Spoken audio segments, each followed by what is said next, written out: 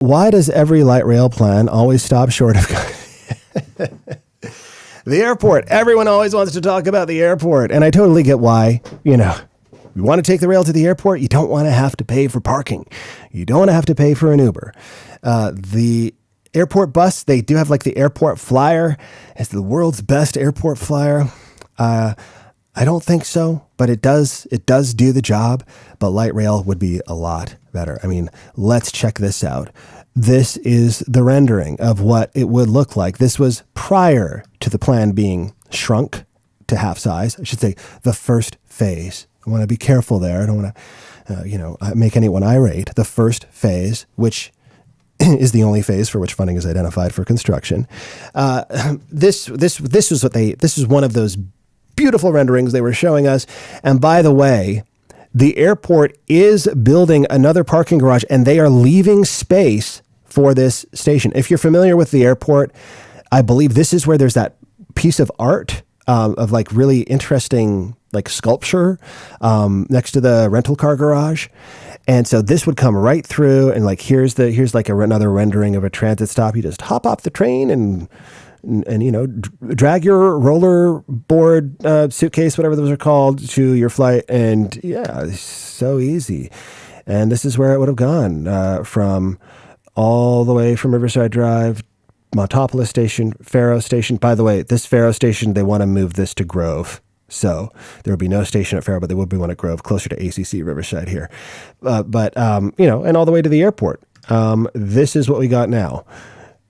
Faro, again, they want to change that. Montopolis, and stopping at Yellow Jacket Lane, which would kind of look like this. This is the Yellow Jacket station. Not a super busy place. I mean, Yellow Jacket Lane I was there just checking it out, like what's around here.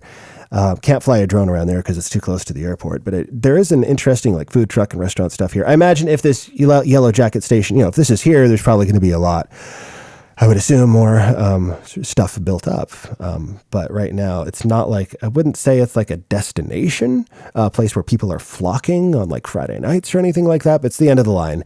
And then the line, this up here is it going to their operations and maintenance facility.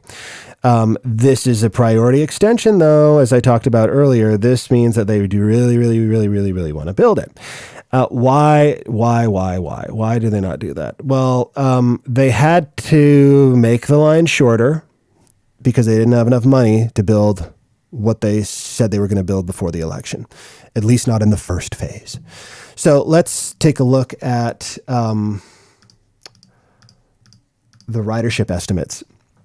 You can find this on ATP's website. It's like they have a bunch of FAQs of like finance. This is their ridership FAQ, and the bigger the ball, the more people are going to get on that station. So this was when they were considering like 5 different plans, and you can see them up top here. With 5 different, because they were like, okay, we have to make this smaller, but we want to go to the public and find out what you really want. And so these are the different 5 plans here, and the one they went with was 38th to Oltorf to Yellow Jacket. And I can see why. There's a lot of reasons why they would do this. One of the ones is, look at airport here. Look how tiny this little circle is. I mean, they're talking about, this is in the year 2040, they're projecting like less than 1,600 trips a day from the airport, which sounds like a lot, but then compare it to, somewhere like UT up here. We're looking at more than 6,000. And look at this, Crestview, where they did not build to. Also, that would be one of the, if not the largest, the most busy transit station in the entire system if they had built this far. But that's just a priority extension, like the one to the airport. I will say this about the airport extension. I will say this about it. I understand there is low ridership. There is immense political support for it.